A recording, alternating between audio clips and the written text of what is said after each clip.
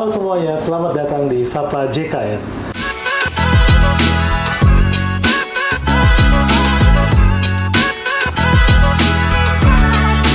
Podcast ini merupakan sarana informasi kesehatan yang dibawa naungan BPJS Kesehatan Watampone.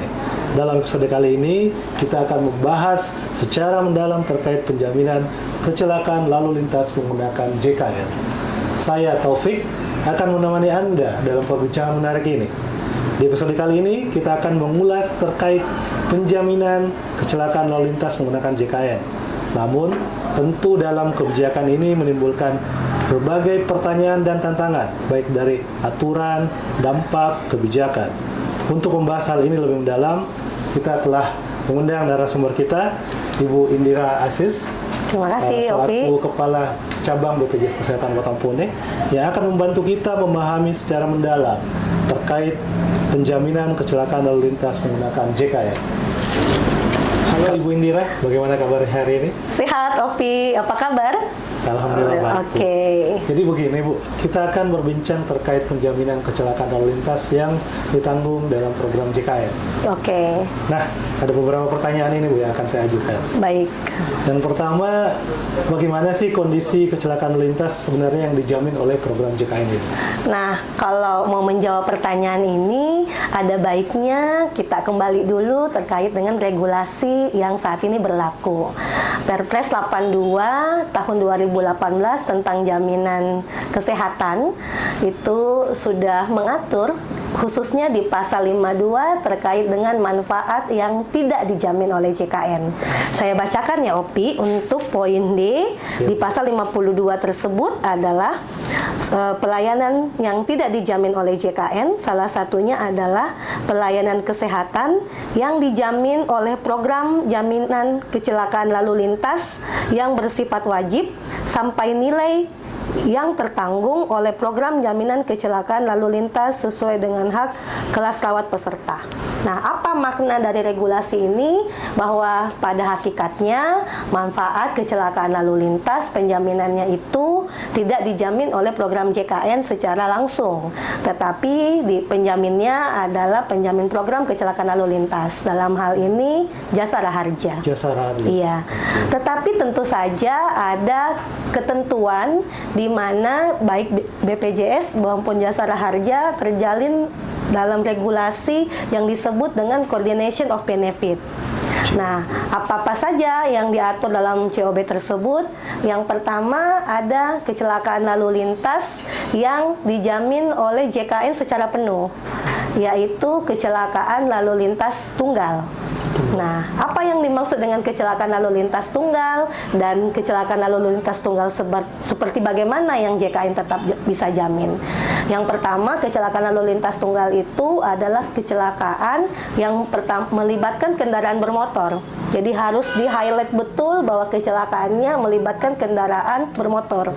Jadi kalau misalnya, bagaimana kalau pesepeda atau naik becak ya, misalnya, atau kendaraan yang tenaganya oleh kusir atau kuda gitu ya, atau hewan, itu tidak dijamin karena tidak termasuk dalam kecelakaan lalu lintas.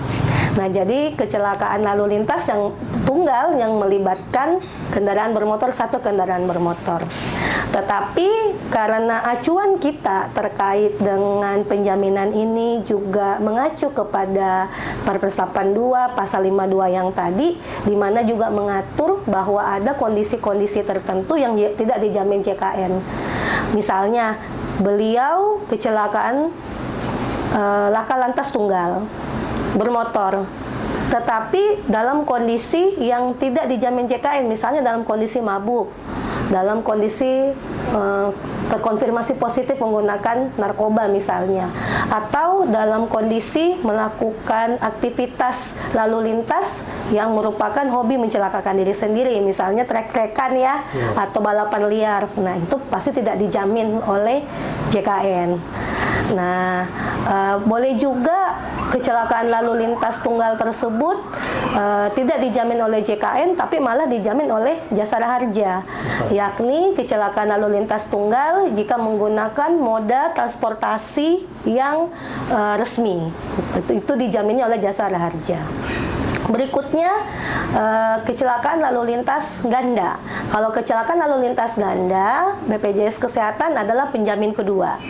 Kenapa disebut penjamin kedua ya Opi? Karena penjamin pertamanya adalah teman-teman di Jasara Harja.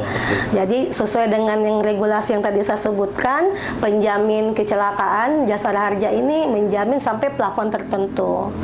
Nah, saat podcast ini plafonnya maksimal sampai 20 juta. Nah, sebagai penjamin kedua, peserta JKN yang mengalami kecelakaan ganda dijamin oleh Jasara Harja sampai plafon 20 juta. Berikutnya jika membutuhkan penjaminan lebih dari 20 juta nanti dijaminnya oleh JKN. Siap, terima kasih banyak informasinya ini Bu. Namun ini ada pertanyaan lagi Bu. Apa sih edukasi yang sudah dilakukan oleh BPJS Kesehatan terkait mensosialisasikan program ini ke masyarakat? Terima kasih Opi. Rasanya memang perlu ya, karena highlight terbesar dari penjamin, baik itu dijamin oleh JKN ataupun dijamin oleh teman-teman Jasara Harja sendiri, atau kondisi-kondisi yang tadi kami sebutkan yang tidak dijamin oleh negara, itu paling penting adalah ada pihak berwenang yang menyatakan kecelakaan tunggal atau ganda itu secara resmi. Dalam hal ini sesuai dengan regulasi diberikan kewenangan oleh pihak Laka Lantas Kepolisian melalui laporan polisi.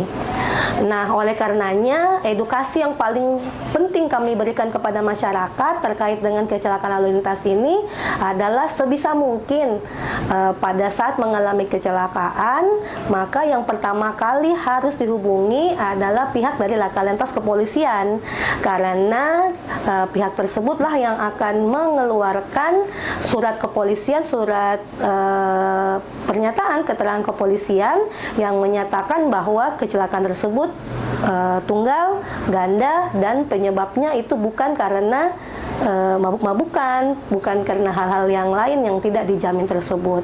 Dan tentu saja untuk memastikan bahwa penjaminan tersebut kemudian dapat diproses oleh Jasara Harja maupun di BPJS Kesehatan. Dalam memberikan edukasi kepada masyarakat, tentu rasanya harus ada sinergi ya untuk memberikan edukasi ini gitu dari pihak Laka Lantas, Jasara Harja dengan BPJS Kesehatan.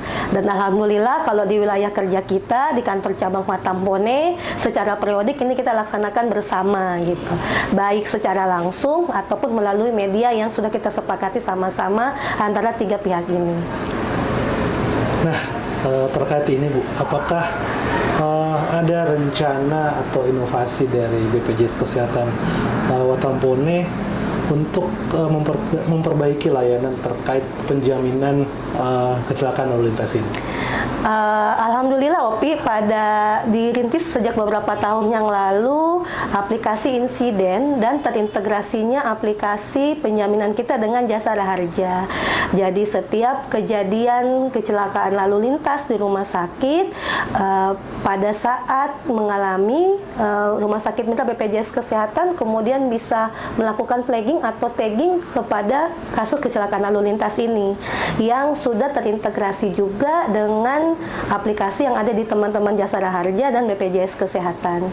Nah, tentu harapannya buat kita ke depannya ini jadi peluang inovasi buat semua pihak, terutama untuk kemudahan ya, karena kadang-kadang kan yang membuat ini ada hambatan adalah keengganan masyarakat untuk melaporkan kejadian ini ke pihak berwajib ya. Padahal keengganan itu kemudian menghambat beliau terkait dengan penjaminannya. Nah, ini menjadi peluang yang buat kita bisa berinovasi di sana. Bagaimana caranya agar nanti secara pelaporan kepolisian dan penjaminannya itu sudah satu pintu dan memudahkan masyarakat. Mudah-mudahan bisa kita kembangkan di kedepannya. Siap, terima kasih Bu. Nah, ketika terjadi insiden seperti ini Bu, apakah ada kemungkinan ini akan menjadi kasus penjaminan ganda yang dimana mungkin sudah dijamin oleh Jasara Harja, tapi ternyata itu dijamin juga oleh BPJS Kesehatan? Baik, Opi. Sebenarnya regulasi terkait coordination of benefit itu sudah mengatur sedemikian rupa sehingga tidak ada penjaminan ganda.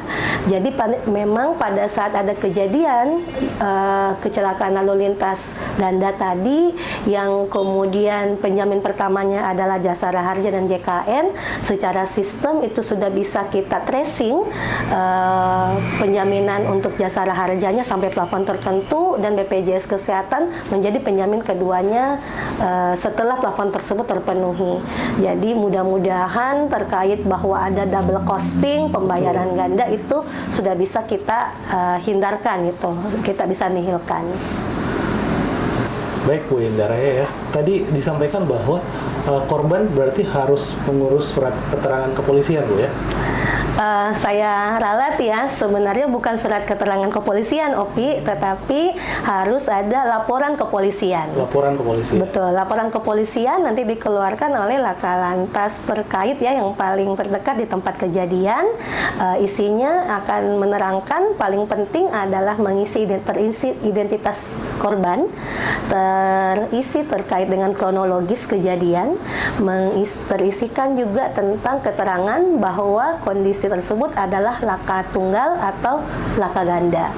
Nah, perlu juga kami sampaikan bahwa jika ternyata kondisi kecelakaan lalu lintas tersebut terkonfirmasi merupakan kecelakaan kerja, yakni kecelakaan lalu lintas yang terjadi kepada peserta penerima upah, peserta pekerja di jam kerja dalam rangka kerja, maka penjaminnya juga bukan Jasara Harja, bukan BPJS Kesehatan sebagai JKN, tetapi penjaminnya adalah penjamin kecelakaan kerja tersebut.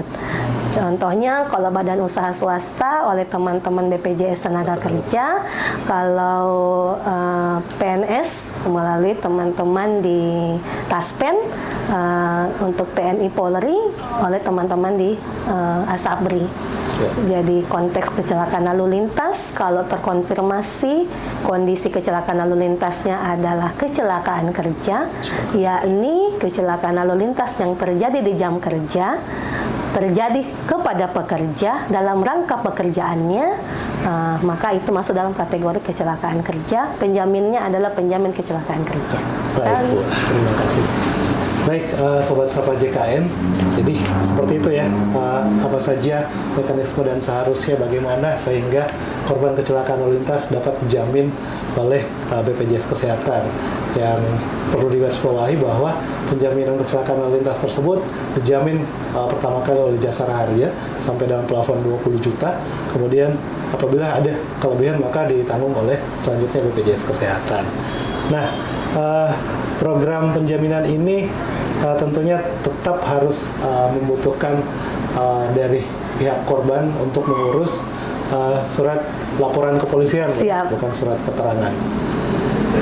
Terima kasih telah mendengarkan episode kali ini Sobat Sapa JKN, dan terima kasih untuk narasumber kita Ibu Indira. Terima kasih Opi, sama-sama. Ya Bu, jangan lupa untuk pantengin terus episode-episode selanjutnya dari podcast Sapa JKN agar tidak ketinggalan informasi menarik dan bermanfaat lainnya. Untuk update terkini tentang podcast dan berita seputar BPJS Kesehatan Watampone, ikuti Instagram kami di @watampone_wonderful. Sampai jumpa di episode berikutnya Sobat Sapa JKN, dan tetap jaga kesehatan.